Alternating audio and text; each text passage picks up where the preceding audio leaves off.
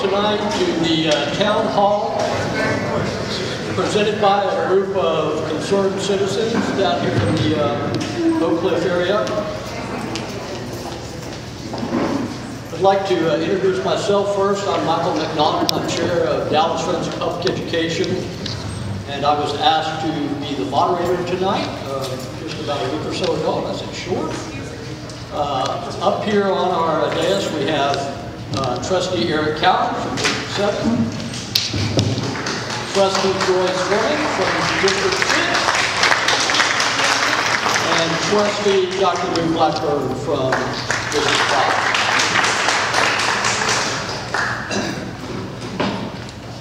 All right, so the format for tonight will be a thoughtful discussion by the trustees of 10 issues of interest and concern. The trustees and I have been provided a copy of these 10 questions just this evening, so no one's being thrown under the bus here. After reading the questions, each trustee will have an opportunity to answer, provide more information, and give their opinion in 3 minutes. There's a timer on the back wall here, trustees. We will rotate the order of each response so the trustees can have a variety. Let me make it clear tonight, for those of you that don't know, trustees do not manage the DISD school district operations. This is the job of the superintendent and his administration. The trustees have 3 main duties. The first is to hire the superintendent. The second is to approve a budget that is presented by the superintendent to the trustees. And the third is to set district policy. Now you will have an opportunity to jot down your questions and thoughts on note cards, bring them to the front, and time permitting, the trustees will be given an opportunity to respond to those questions. Let's remember tonight there are children in the audience. We're all adults. So let's lead by example and conduct ourselves with the decorum that I know you are capable of. So, we don't need any opening statements, so I'll get right to the first question. These questions are a little bit long. They're a narrative to provide a little bit of information to the audience before we get to the meat of the question. The current administration introduced midterm and final exams for all students, including kindergartners, in all subjects, including art, music, and PE. The testing for children as young as 6 included singing an a cappella solo in front of a stranger. Other testing was developmentally inappropriate, with kindergartners being asked to write paragraphs that Texas state learning standards don't require until 1st grade. Older children reported questions that had no correct answer, and material on tests that their teachers had not covered. Teachers had been frustrated because the topics that were tested were not received until a few weeks before the exam, leaving teachers scrambling to cram the material in prior to the exam, and material that was outside the state education objectives. Student test results determine teacher pay under this administration. Pressure is put on teachers to get students to perform on these tests, which translates into pressure on students. Parents have reported their young students having nightmares, and older students having anxiety attacks, including one student who was hospitalized. Teachers believe they are being set up for failure. Given these unintended consequences and the fact that student achievement has not improved, how is this problem being addressed, and what are your thoughts, trustees? And I'll take a volunteer to start. If not, I'll appoint. So, all right, Dr. Blackburn. Since I'm closer to you, you might call me first. Well, I wish I could tell you how it's been addressed. We hear lots of things about, well, for one thing, I think we've been told that the midterm exams and of course ACPs are not being given to the lower grades in the electives, art, PE, and things of that nature. We've been told that that's not happening anymore. I hope the teachers that are here can verify that that is true. Many board members, if not all of us, expressed some concern that children as low as kindergarten and first grade are being tested. And I think I even used an example that my granddaughter, who was in kindergarten last year, was upset because she had to pass an art test. And I thought she was just being overly excited for nothing until I found out they really were taking a test. And the teacher had put enough pressure on her that my granddaughter felt like she had to do well on the test. So from a personal standpoint, I don't think that we need to test children that young in electives. But to me, art and PE and music should be fun type classes. I think children should be able to go and have fun at something. They shouldn't have to go and sit for math and science and English language arts and then have to study for an art test.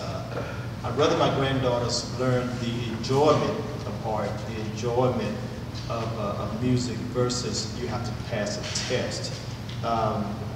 So I think we're getting better at that. I think we're getting better at that as far as not requiring those.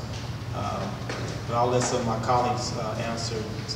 Maybe they know more than I do. I don't think I know more since you're the senior trustee, but good evening.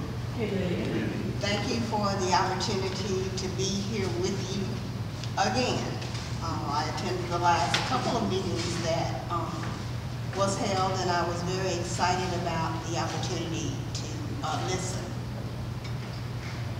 Prior to, well, at the last meeting, many of you expressed concerns about the younger children taking the ACP test.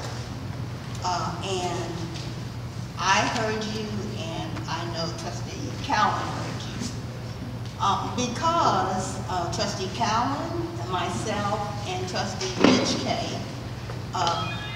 had a meeting with the superintendent regarding the ACPs for our youngest children, which we didn't feel was right. But even after that meeting with the superintendent, he still wouldn't relent. And so it took additional parents coming down to the school board meeting to say this is unacceptable. And that's why it's so important to have parental involvement, because the trustees can do so much, but your voice means an awful lot. Just like Trustee Blackburn said, we were told, in fact today, at the board briefing, that those tests would not be given to our youngest children. And I am waiting to hear from some teachers, because many things that I hear from the administration, I'm somewhat skeptical of. You're skeptical? No. Yeah. Well, Joyce pointed out something earlier this afternoon that I hadn't thought of in a while. I think this is the first time that trustees from Oak Cliff have gotten together in a community meeting, so thank you for having us here today. I do want to point out a couple of people in the audience, though. Former school board trustees from District 7, Mr. Trini Garza, and Jerome Garza just walked in as well.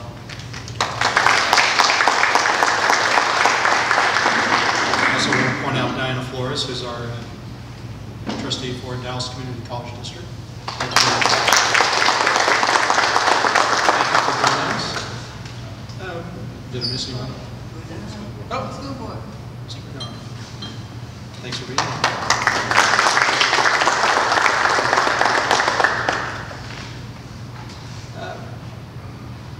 First, I want to thank some of the people in this room who helped us address question number 1.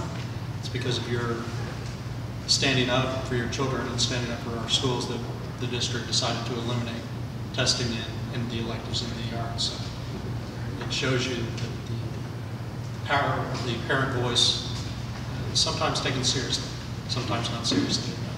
But I want to thank you for communicating with us as a school board and district in eliminating some of those testing. Now, has it gone far enough? I'm not sure. But it was good to see that the administration make that decision, even without a school board vote, to eliminate testing. They heard your voice. They heard the voice of trustees who expressed their concerns, and they made a change, which tells me that sometimes they do listen and sometimes they are willing to make changes. Everything's been answered. Thank you. Thank you, Trustee Kelly. If you trustees wouldn't mind, there were some parents here that set up this microphone system, and we're not exactly professionals at it, but if y'all would pull those mics a little bit closer when you respond, it would help us out. We want you to be heard loud and clear. The second question, the recent scandals in human resources revealed immature leadership and a culture of fear and intimidation, in addition to major violations of state requirements for background checks. What responsibility does a superintendent or any chief executive have for the actions of his direct reports? And how is the board holding the superintendent accountable? Trustee Foreman, you can have at it. Not a problem. The board members found out about the situation about the same time the community found out. We were really not made aware of what had happened in human resources, nor were we made aware of the gravity of the situation. Because I'm a former business owner, and I think when you think about human resources, that's the place where employees go when they have issues.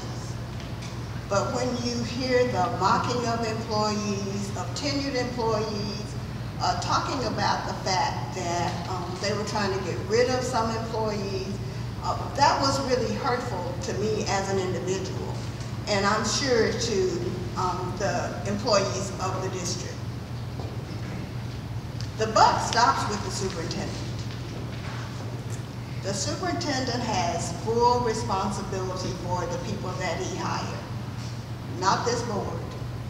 We hired two people, the superintendent and the internal auditor. The rest of the people are hired by the superintendent. There is an effort to hold the superintendent accountable in regards to some of the actions.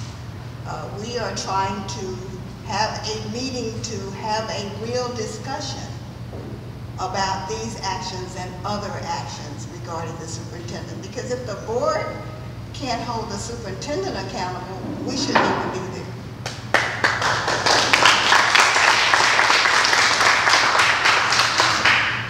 It's our responsibility to make sure that the superintendent understands that there are some things that the board is just not going to stand. And I think these two gentlemen will agree with me.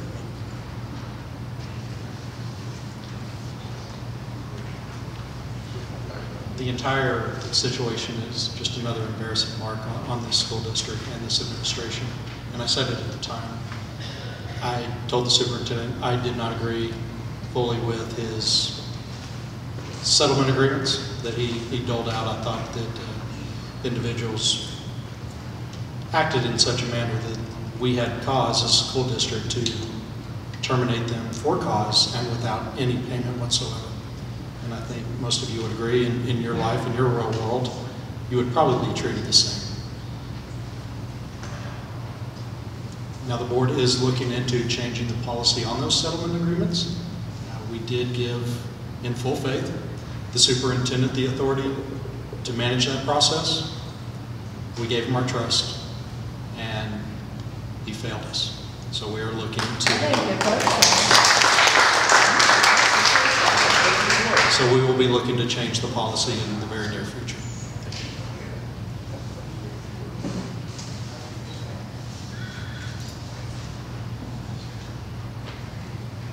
it seems that someone notices that we have a lot of immature, I'm going to say immature, we have a lot of young leaders, a lot of young people in key positions in Dallas ISD. If you haven't noticed that, you should come down to 3700 Ross Avenue and just walk around. There are an awful lot of young people at DISD. Have nothing against young people. I used to be one of them. and I was working my way up and working hard. But the challenge you have when you have so many young people is that they tend to make young mistakes. They tend to do things without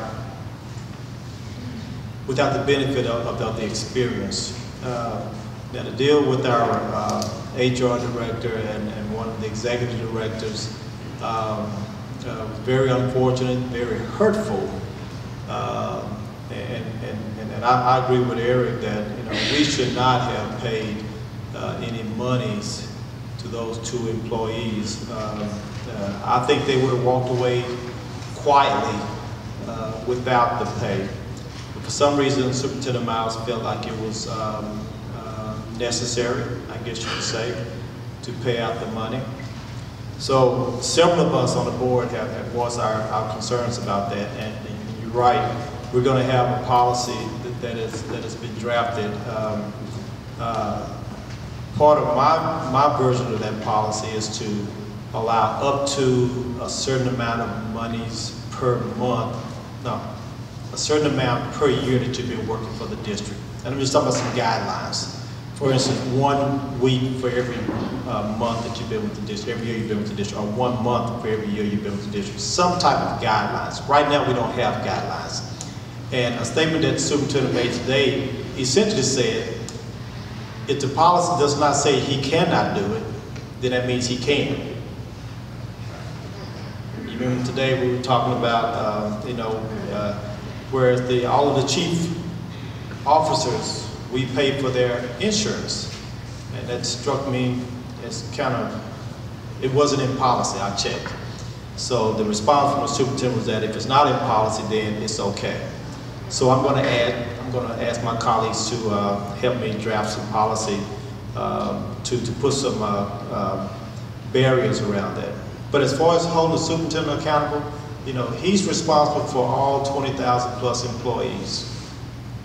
He's responsible for all of them, especially his top level people, the people that he chose as his right and left hand, front and back, the ones that's going to take a bullet for him. He hired them.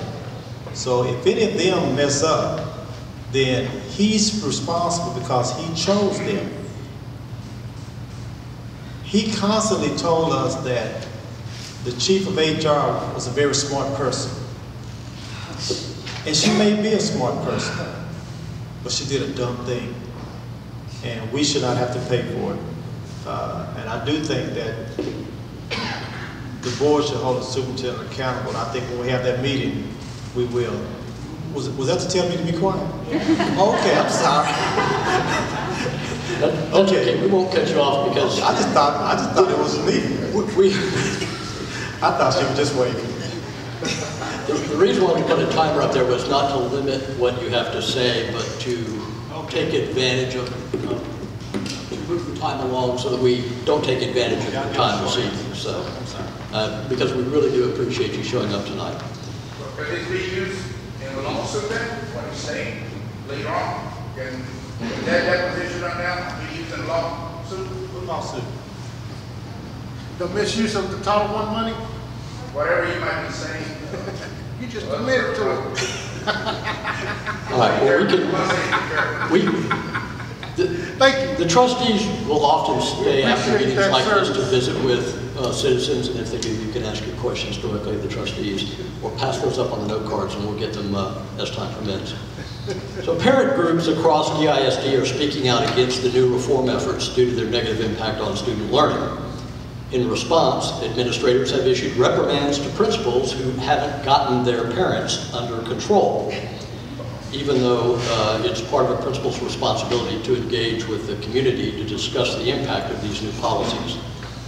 The administration has also issued reprimands and threats to move teachers who have spoken out, especially teachers. And Trustee Callen, we'll start with you this time.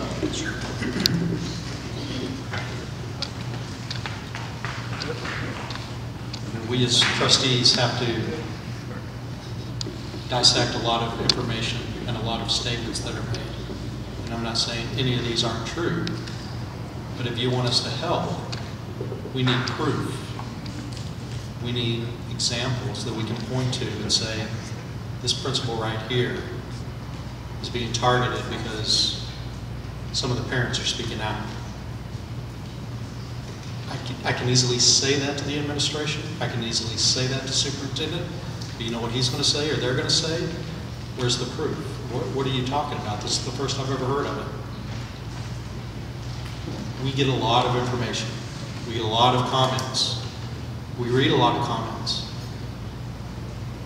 In order for us to help any situation of fear and intimidation, we need examples that we can point to. I'll stop there and I may come back. Because I got, no. Let's go ahead.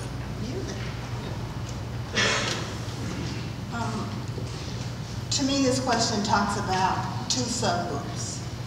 One is the parents, and the other, the teachers. We hear a lot from parents, and we hear a lot from teachers regarding what's going on in the district. And it appears that there is a belief that it's a climate of fear and intimidation. If that is the case, how can the teachers teach our kids?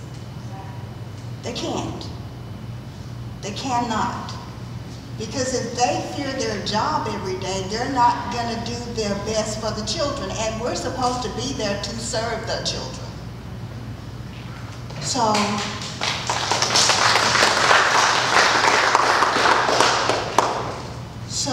as the newest board member, and sometimes Lou hates to hear me say that because he always says it's a catch behind that. But as the newest board member, I have a lot of concerns about what's going on in our schools. And when you got 23 or 27 or 30 schools to worry about, and each campus that you go to, there seems to be a problem in terms of moving the teachers around or moving the principal around or whatever, it becomes a real issue. And our schools are supposed to be community schools that are open to the parents.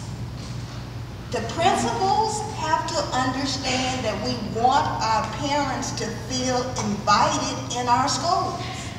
Because if the parents are in the schools, it's much easier to deal with the children. And from what I'm getting from some of my schools is the parents don't feel like they're wanted in the schools. That's not good. We've got to make sure that we work as a team. Parents, superintendent, teachers, and board to try to give all 160,000 children the best possible education that they can get. And I know these guys are committed, but I'm committed not to stop until we do our very best.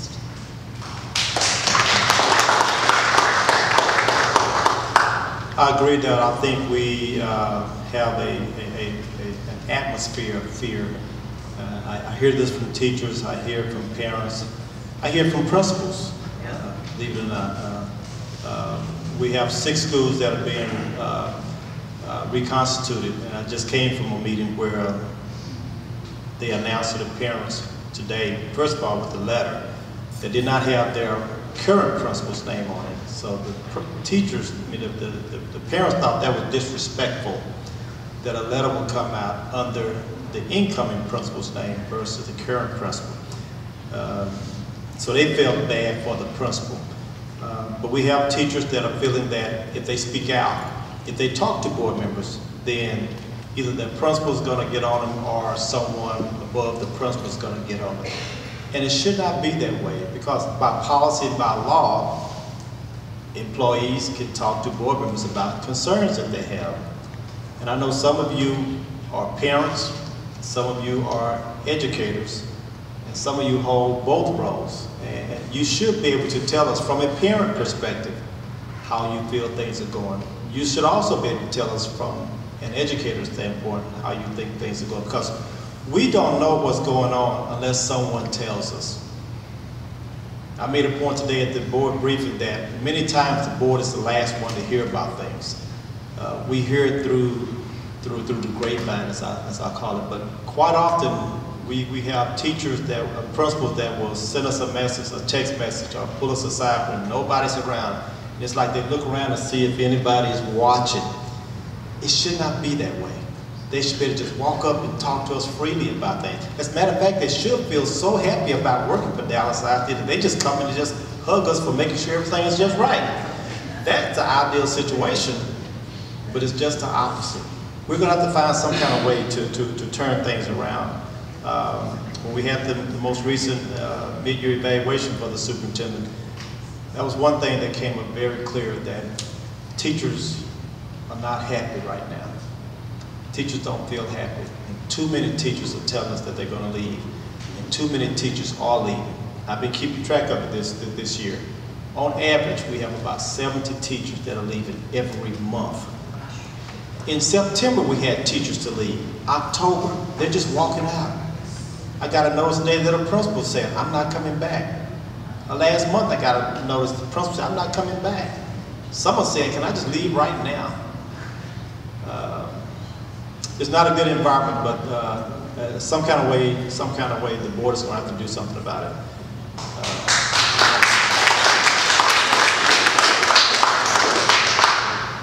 Superintendent Miles has stated he believes teachers reach their maximum effectiveness after 5 years on the job. He's told teacher groups that after this point, they should just move on. Although research disproves this theory, and it is contrary to practice in every other profession which values experience, the administration's new programs are driving away experienced teachers. Dr. Blackburn just brought this up. Over 6,000 teachers have left in the last 3 years. It's more than 60%. That's what's called churn in the industry. A recent study reported in Education Week magazine shows that teacher turnover harms student achievement, especially in those low-income schools. So trustees, do you agree with this superintendent's philosophy? And if not, well, what should the board do, or what can the board do to reverse the trend? I know you're calling me next, so I got it. Absolutely. I don't agree. Now, if you keep up in the media, the superintendent is now saying he did not make that statement. But he made it to me. I heard him. Oh, you misunderstood. I'm a newbie, so of course I do.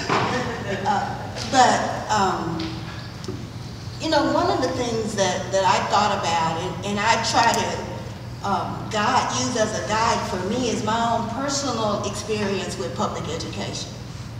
And what worked for me were teachers who were tenured, who expected a lot out of me and was determined that I was gonna do what I said I couldn't do. But they were pushing me to the level where I needed to be, and I'm grateful.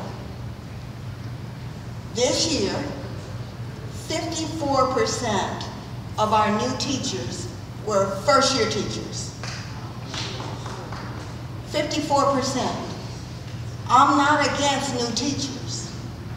I'm not against young teachers.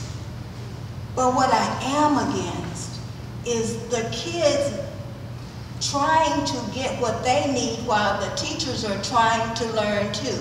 And if you lose all of the experienced teachers, who's going to mentor the young teachers?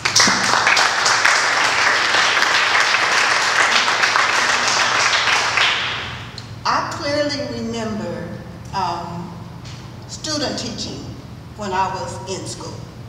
And one of the student teachers became one of my best mentors, and that's Dr. Maxine Thornton-Reese, who was on the school board. So I mean on the city council. So I understand that, but we're now at a point where we're losing our seasoned teachers. We're getting a lot of young teachers. And that's not gonna work in the best interest of our kids. We have to have a mixture. And the superintendent, I guess, finally realized that his statement was ludicrous. Because why would you spend all that money to go to school, to get a degree, to teach, and then in 5 years you leave? That makes no sense. So I don't agree.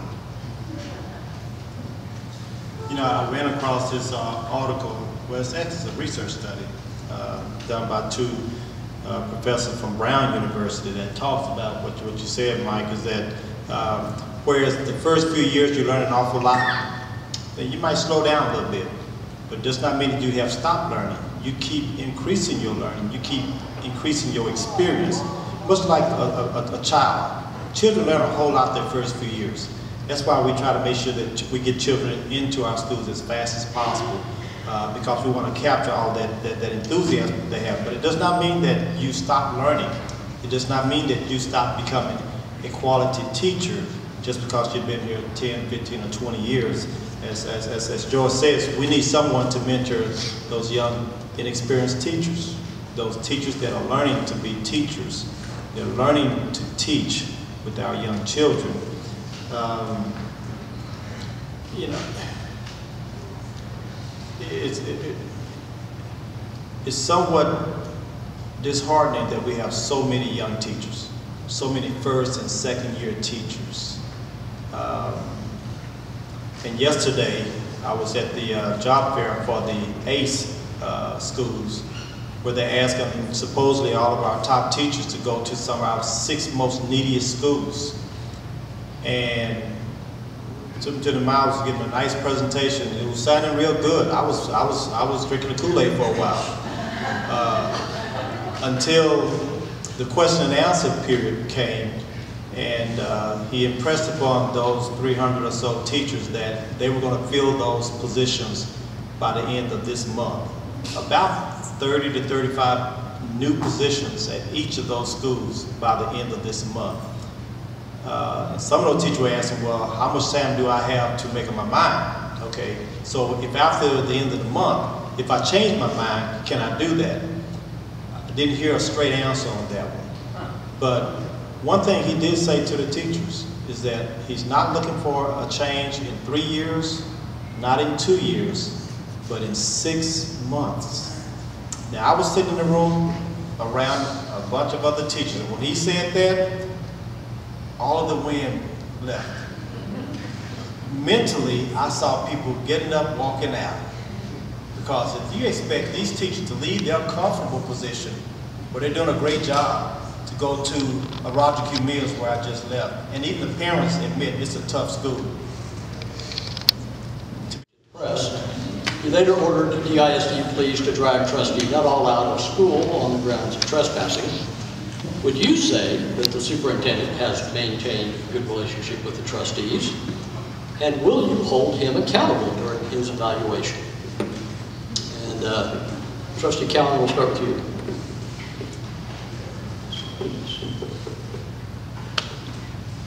The quick answer is no and yes. No, it's no secret that some of our trustees don't get along with our superintendent and vice versa. But it's up to all of us to maintain and hopefully repair those relationships, if possible. Will we hold him accountable during his evaluation? Of course. But the question is, what does accountability look like? And what does that mean? And that'll be up to the Board of Trustees. I'm not happy that that happened to Trustee Nuttall. I'm not happy about the entire situation. Another embarrassing mark on DISD. Another sideshow in the media. But Trustee Nuttall is an elected official just like I am, just like Trustee Foreman, just like Trustee Blackburn, just like the rest of us. And you may not agree with us all the time or any of the time. But as elected officials, we deserve respect.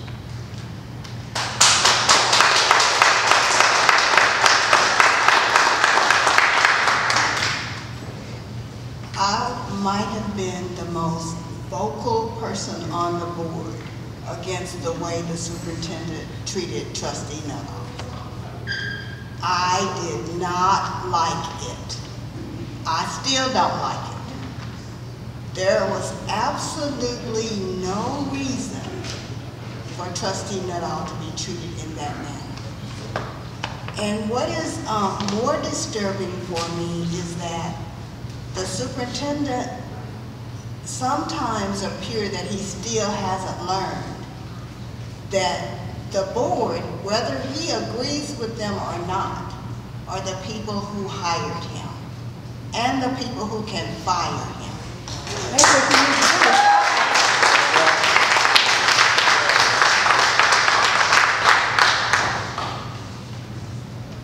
I was almost in that school with Trustee Nuttall, who had called me the night before.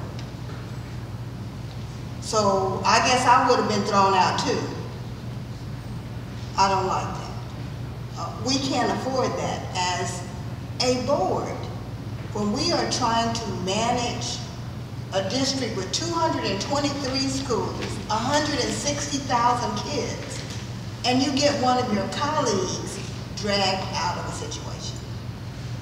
The superintendent's contract clearly speaks to his relationship with board members. Now, we're not just talking about Trustee Nuttall. Don't forget that there was an incident with Trustee Jones also. I might be old, but I'm not forgetful. And for me as a woman, that is disrespectful.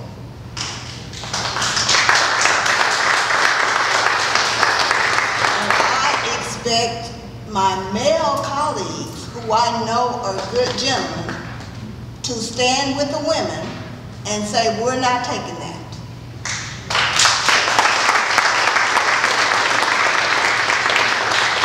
And will I hold him accountable? Yes. Yeah, I agree. The superintendent needs to have a good relationship with all of the board members, not just 5, not just 6. But he should have a good relationship with each individual board members. And I've been telling him that since he started in April 2012, so he's often reminded of that. Yeah, and the board should hold him accountable. I mean, we had a mid-year evaluation. There was no board agenda to take action that night, but we did have a talk with the superintendent and talked about even some of these items. And maybe when we get around to taking some action, there will be more. But I think that's enough, because I'm really interested in hearing some other questions. I think I've been seeing the little white cards floating around, so you guys must have an awful lot else you want to talk about.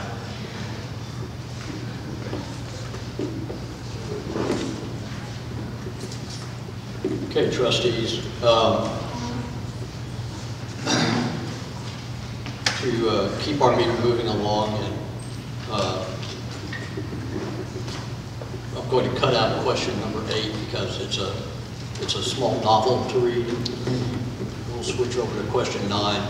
If any of you in the audience would like to submit questions, we've got some folks that will pass out some note cards and pencils, and we'd love to hear what you have to say. We'll ask those trustees those questions. Someone will be up and help collect those. I do want to, can I just comment on number 8? Just for those who care about number 8. We are looking at revising 4 policies and kind of tag team on this issue. So we're looking at an overhaul of this situation. So the question number 8 revolved around OPR and IAI, the Internal Audit Division, and OPR, and all of the problems with Mike Singleton taking information to the superintendent rather than the board.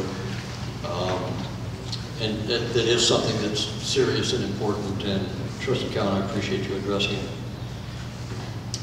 Many teachers and local school leaders believe this administration is experimenting with students of the district by introducing initiatives and requiring methods that are not based on research and not proven effective. Initial student achievement results are not good. The number of schools rated improvement required, or IR, the state's lowest rating, went from 34 to 43, a 26% increase, at a time when other schools in Texas decreased the number of IR schools. The number of schools on the PEG list, the Public Education Grant list, schools that are considered so poor that parents are allowed to transfer their children to another school with state-funded transportation, went from 57 to 71, a 25% increase. DISD average standard test results went down overall compared to state average results. Trustees, with results like these, how much longer will the board allow this experiment to continue? Dr. Blackburn, can start with you. How long? Not long. You cannot afford to allow things to keep going down. But in spite of, in light of the standards that are set by TEA, I predict we're going to have even more schools on the IR list. And with the constant churn or rotation of teachers on each of these campuses, I'm not sure that that's the best thing to do. At some point, a teacher and a principal have to be allowed to stay there and work things out. I don't think you're going to turn the school around in 1 year. And sometimes it doesn't happen in 2 years because you have to get to know the students, their parents, and the community. At some point, the board is going to say to the superintendent, the results are not there. Everything we've tried, A's, TEI, the principal evaluation, and everything else. At the end of the day, we want to know that students are learning. Students have to pass the STAR. And if that's not happening, then we're not getting what we're paying for. So it's going to boil down to the results. And as much as I hate to say it, it's all based on the STAR test.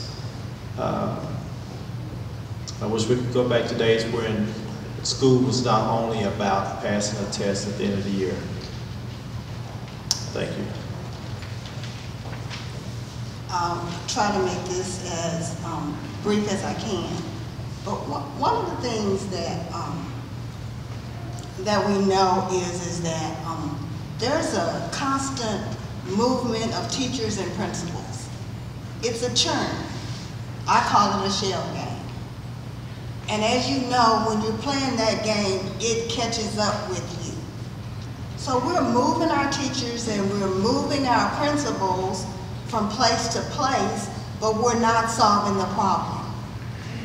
And part of what goes along with the methodology of Brody's or people who come from the Brody Institute is churn. Because what happens is you can't ever hold them accountable. You get a new system, some new idea every year, and then what you hear is, well, you need to give it a chance to work. That's over and over and over, so you're never held accountable. Well, my thoughts are, if we're holding the teachers accountable on a yearly basis, the superintendent should be held to the same standard.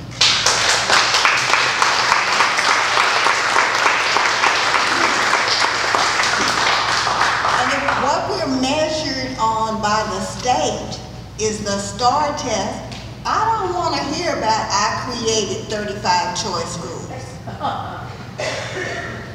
Just in concept. I don't want to hear about that. I want to know that the students are doing better. And what we're measured on by the state is the STAR test. So if he's going to hold the teachers accountable, this board needs to hold him accountable.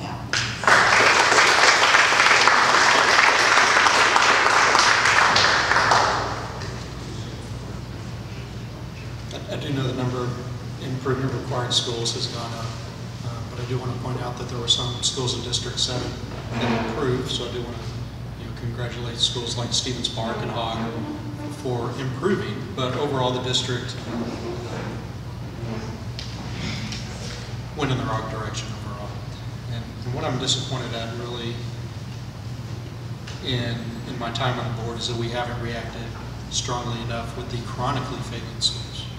Some of these schools have just now popped up on the improvement required list, but we've had some seriously challenging schools that have failed our state requirements for a long time.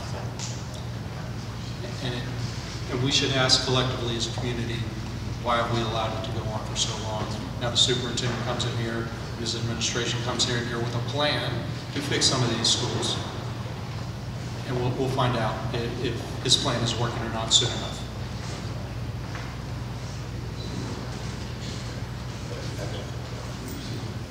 All right. 3 trustees have called for a vote to terminate the superintendent. Given the history of scandal and poor student achievement results, the exodus of experienced teachers from the district, do you trustees believe the superintendent should continue in his role? I'll let y'all volunteer to answer that one. I won't pick you. I like you guys. We get lots of emails, at least I get lots of emails on both sides saying, fire Mike Miles, give Mike Miles a chance. But I tell people when I respond back to them that what I read from those 3 trustees was not asking for a vote to fire the superintendent. It asked for an opportunity to take action. That action could be as mild as a verbal reprimand, or it could be as severe as termination. But we have to get to that point where we can have an open dialogue about what we're going to do. But if we continue to go in the direction that we're going, then I think we need to get a new director.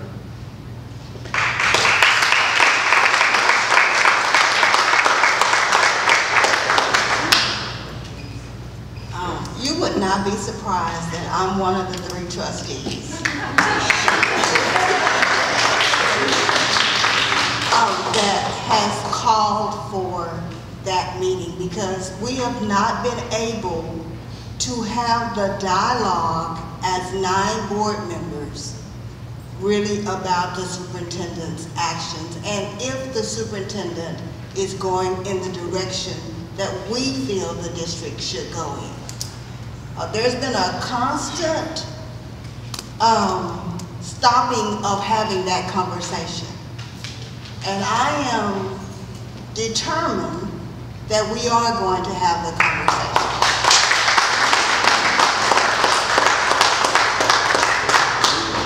But I want to make it perfectly clear, my thoughts are, I am not there to try to demean the superintendent, but I want to make sure that we're in the right direction, because my name is out there, and that's all I have.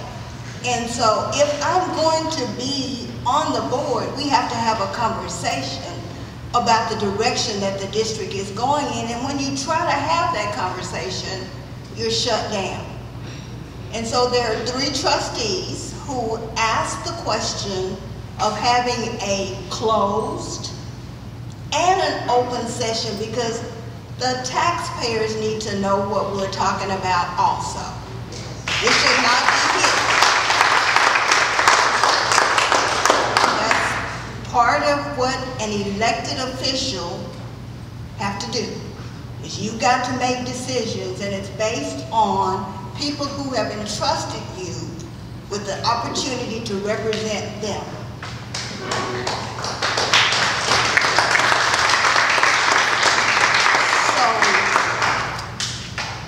The conversation still goes on about when the meeting will take place.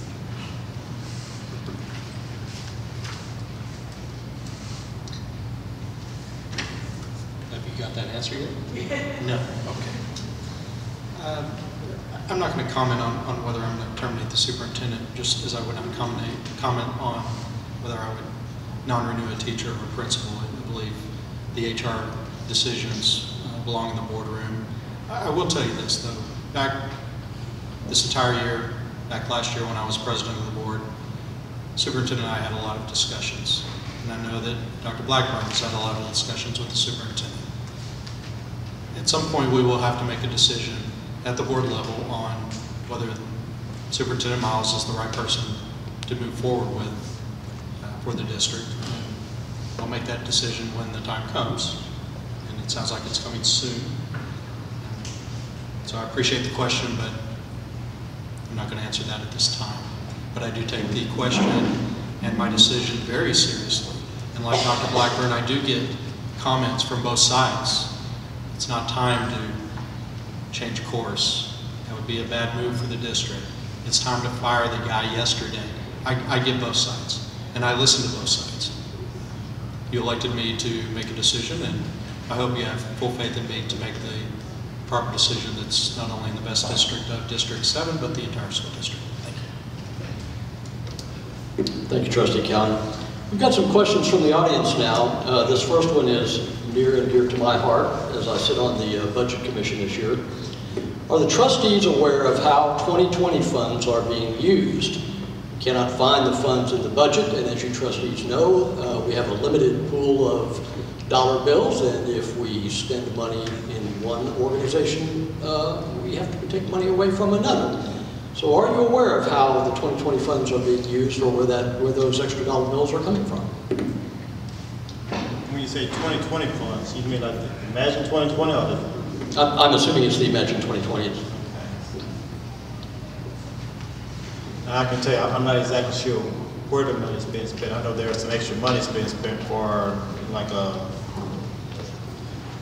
some type of liaison and a few extra people here and there, but I'm not exactly sure how that's all being spent.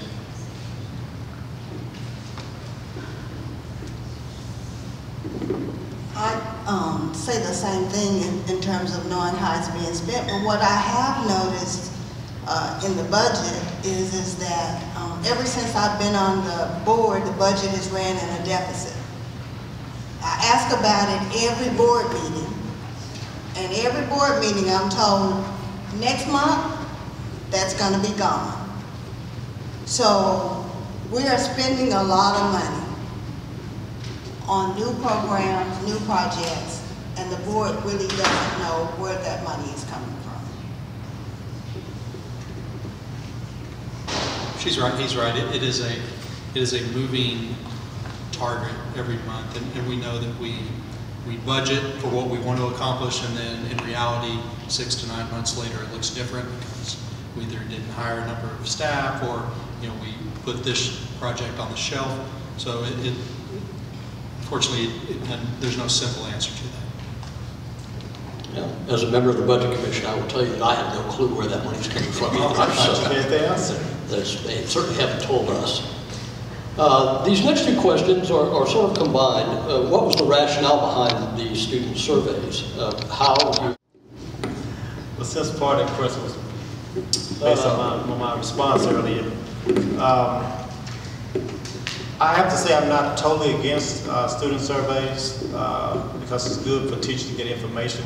When I was a college professor, I used surveys, and the university used surveys to learn about what the students thought of my performance. So I'm not totally against that. And I have not seen the survey questions, so I'm okay with seeing how that comes out. But it's much like the survey question for the climate survey that the principals and the staff have to do. Sometimes how you ask the question, what question you ask, will give you the kind of answer that you want. But, just like when I was a college professor, the students that liked me gave me good ratings. The students that didn't gave me bad ratings. But we would hate that teachers are just being nice to students or doing something nice so the students will give them a good rating. I hope they're truly doing a good job of teaching regardless of the student surveys.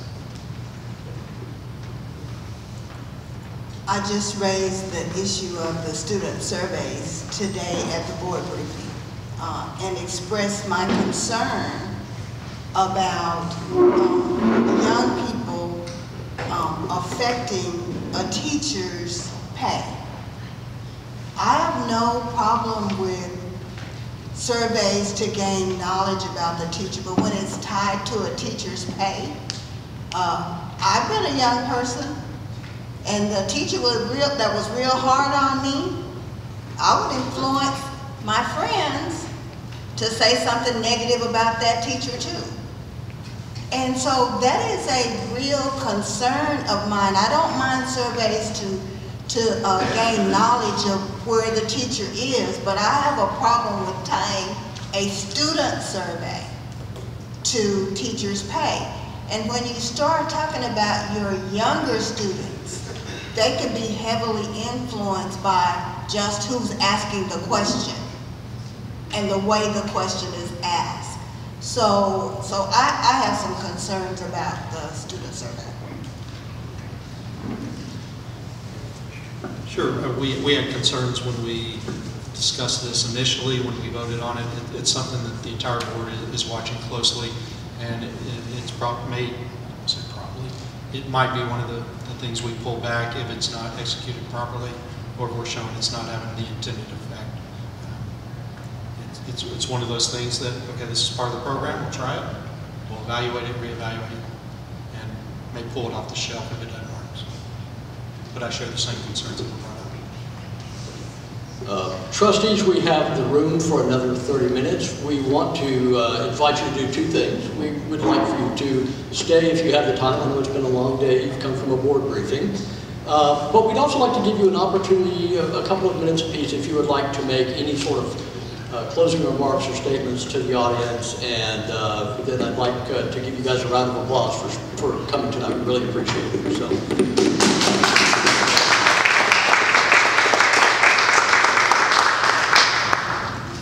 Again, thank you for having us.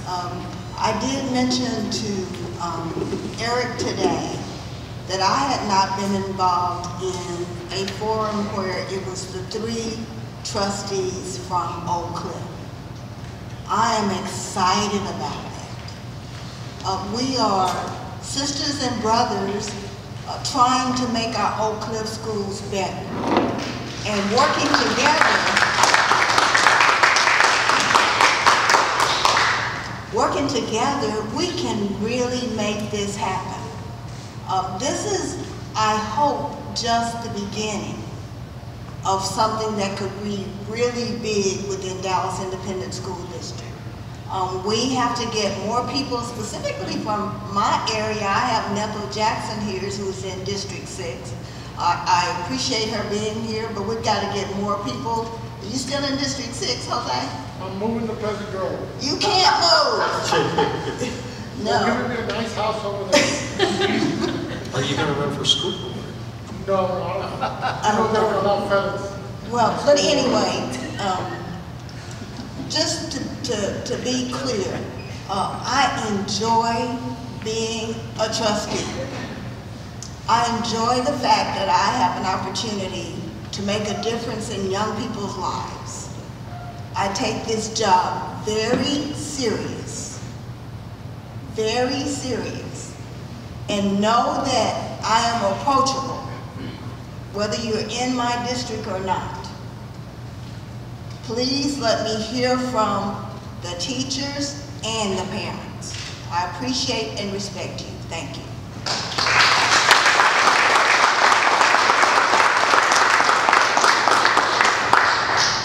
Now, I know a lot of people don't like Mike Mouse, and I'll tell you, a lot of people really don't like Mike Mouse.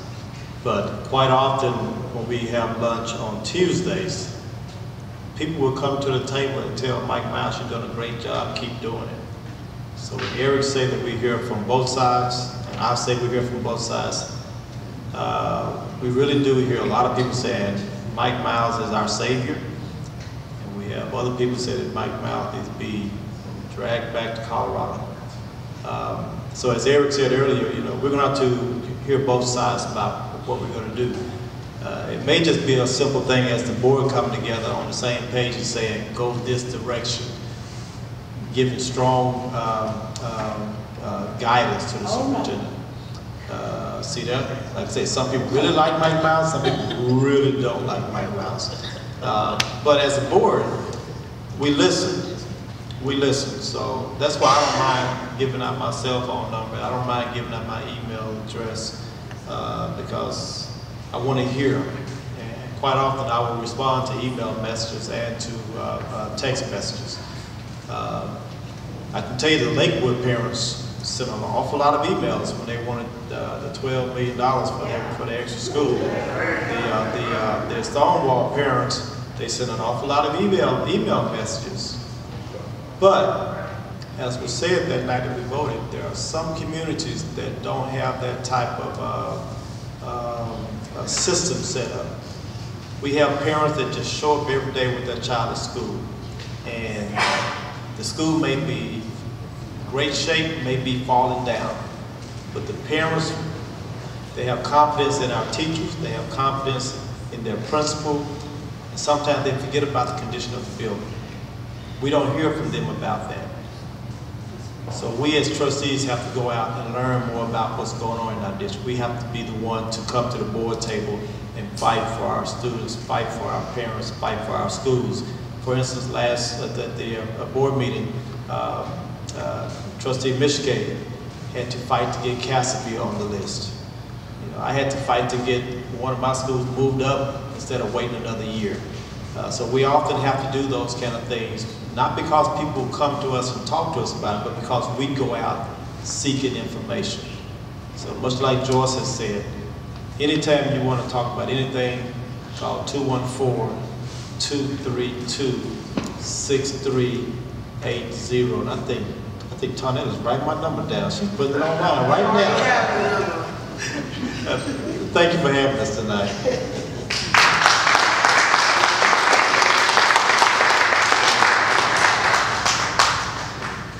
Again, thank you for having this, and thank you for having this in District 7. And thank you, trustees, for joining us. We should do this more often. We should. In your district next time? Yes. Okay. Oh, sure. Something that wasn't talked about that I just want to talk about briefly is last month we passed an interim bridge plan that addresses some of the physical needs of our schools. We are going to be coming to you in the future and asking for your money. And I want you to give it to us. I want you to give it to us. And no, it's not for me. It's for our kids. We know that some of our kids around this district go to schools that are unacceptable. Floors are falling through, windows don't open, air conditioners don't work. There's some important projects that are coming down the line that are going to require a bond program. And I want you to pay attention to what we bring to you, because there are needs in District 7, there are needs in Joyce's district, there are needs up and down Dr. Blackburn's district, all the way from West Dallas all the way down to Wilmer Hutchins. Overcrowded schools, seas of portables. We have a plan to address this. Stevens Park is overcrowded. Lots of portables. On the plan, it calls for a brand new school. Edison in West Dallas, Kingston. We've got to do something with Hogg. I was there the other day, and the gymnasium is not a gymnasium. It is a big portable. I was embarrassed to walk in. But we have a plan to address those needs. It's going to require your vote. It's going to require additional monies from taxpayers. It's going to put us more in debt. But I hope you will pay attention to what we are going to package, and I promise you will like it. And I'm going to ask you for a little faith in our school district and our school board that we're asking for the right reasons. And that's because some of our schools, some of the physical nature of our schools, are flat out unacceptable. That's probably going to happen next year. And before we close out, since Eric brought that up, there are 3 ways to raise money right now for the district. And when you text me or email me, I want you to tell me what you like best. A $1.5 billion bond. You know your tax is going to go up a little bit on that. Or is a tax ratification election, whereby we increase your taxes by 13 cents. So that we'll go back. With the bond, we get $1.5 billion to just fix a whole lot of schools, build schools right then. And it may be 5, 6, 7, 8 years before we come and ask you again, maybe. With the tax increase, tax ratification, you give us the permission to increase your taxes up to the maximum $1.17, I think. So your tax would go up an extra 13 cents per $100. And I think for an average house that it's only a few $100s a year. But it will be continuous year after year after year. You might not see a need for us to do a bond because we will take that money that we receive every year, build a school or two every year with that money. Okay? And then the third idea is to eliminate the homestead exemption. Right now you get a 10% discount on your taxes for homestead exemption. Dallas ISD is the only school district, the one of 3 school districts in the county that still has a homestead exemption. Richardson has one, and Highland Park. Everybody else has done away with their homestead exemption. So that's an easy way for us to gain about $20 million a year. That's the cheapest. The tax ratification election, I want to say they said we can get about $100 million a year. Or we go with the bond, where we get $1.5 billion and we spend it over the next 6, 7, 8 years. So give me your ideas about that. If you need more information, just ask me and we can sit down and talk about those 3 ideas, and maybe we can see where we go. But I appreciate you. Appreciate it.